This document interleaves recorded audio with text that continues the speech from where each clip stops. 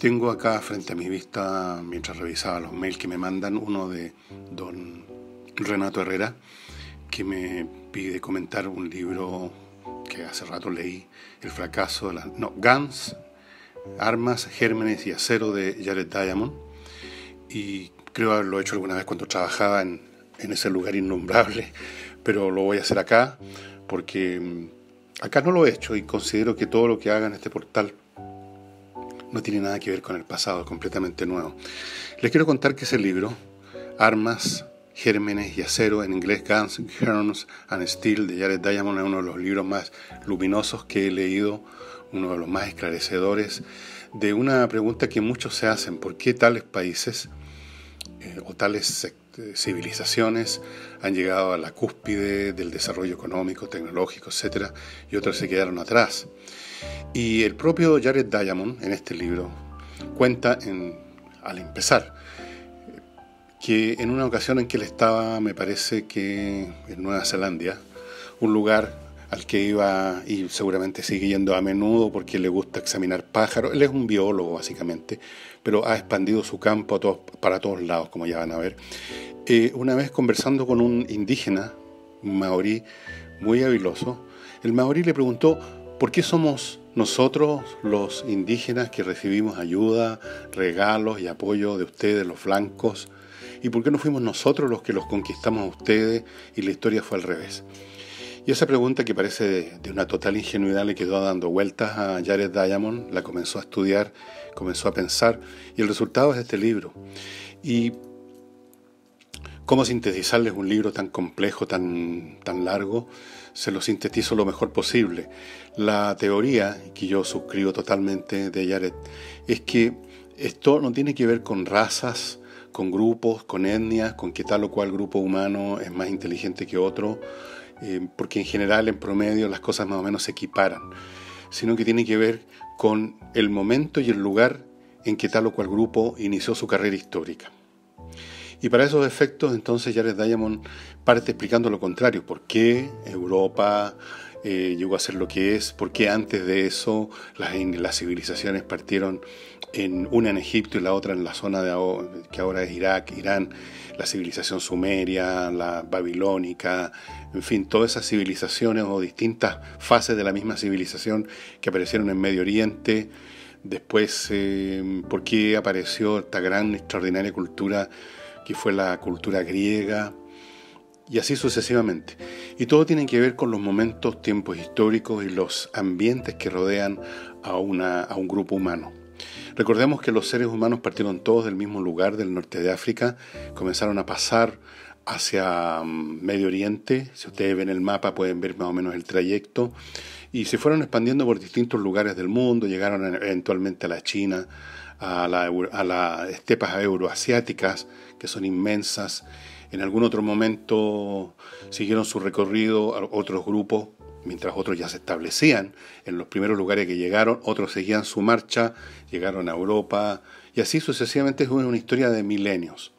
Los que llegaron primero y se establecieron primero en un lugar que tenía ciertas facilidades para, por ejemplo, domesticar plantas, domesticar animales, porque encontraron esas plantas en estado salvaje que servían para sembrarlas de forma sistemática, o porque encontraron animales que podían ser domesticados. Esos grupos evidentemente partieron con una ventaja de recursos y de tiempo. El que parte primero y encuentra recursos empieza a desarrollarse rápidamente o lentamente, como quieran, pero en todo caso se empieza a desarrollar, mientras los grupos que no se han establecido y que se están moviendo no lo pueden hacer. Un grupo que se mueve, un grupo transhumante que va buscando su subsistencia en distintos lugares, que no se establece, no puede acumular. La acumulación es fundamental: acumular conocimiento, acumular recursos, acumular riqueza, aunque sea poca, pero acumular determinados elementos que permiten pasar a otra etapa.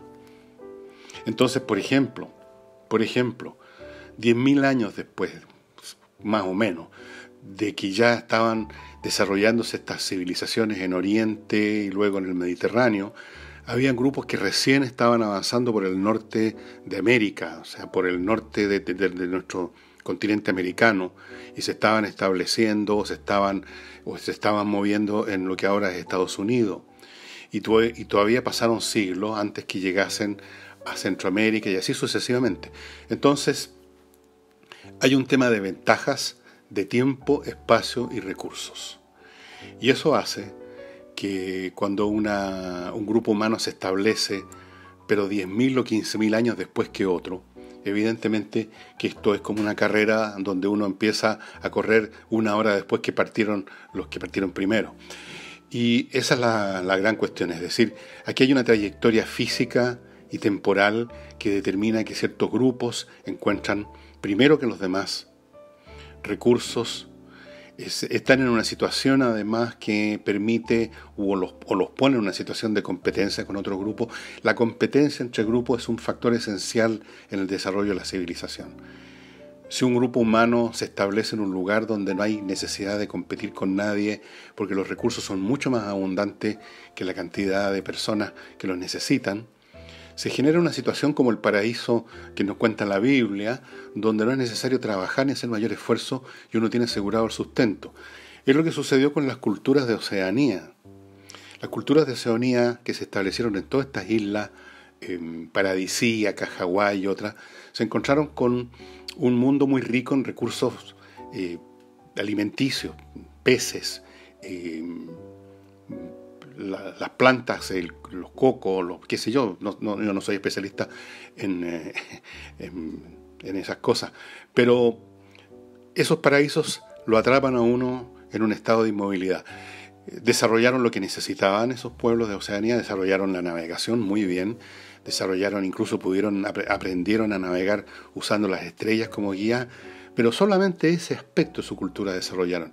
No era necesario competir con otros grupos, no había una tensión tremenda entre la necesidad de comer y la necesidad de encontrar alimento, no había una competencia con tribus vecinas que estuviesen buscando los mismos recursos escasos.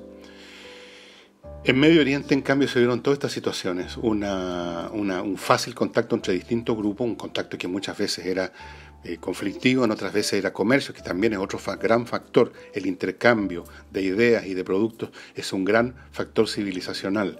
Encontraron, como les digo, los recursos animales y vegetales adecuados para generar una agricultura. Y mientras tanto, mientras todo eso pasaba en Medio Oriente, otros grupos estaban recién moviéndose, quién sabe, a la altura de Centroamérica y así sucesivamente. Entonces, ya ven ustedes, las tres grandes culturas que se desarrollaron en América, en México, los aztecas, qué sé yo, los toltecas, los mayas en Centroamérica, los incas acá en el sur, partieron mucho después. Si ustedes ven la cronología, se van a dar cuenta que mientras estas civilizaciones estaban desarrollándose en un nivel neolítico, llamémoslo así, ya existía una Europa feudal, medieval, infinitamente más avanzada en tecnología, porque habían partido primero y se habían desarrollado en otras condiciones. Entonces, esto no es un tema de razas, es un tema de tiempo, de recursos y de historia. La vida es histórica y con cuánta mayor razón es histórica la historia misma, ¿no es verdad? Yo les recomiendo este libro que me recordó aquí mi amigo Renato Herrera. Es un libro extraordinario. Armas, Gérmenes y Acero, de Jared Diamond. Muchas gracias.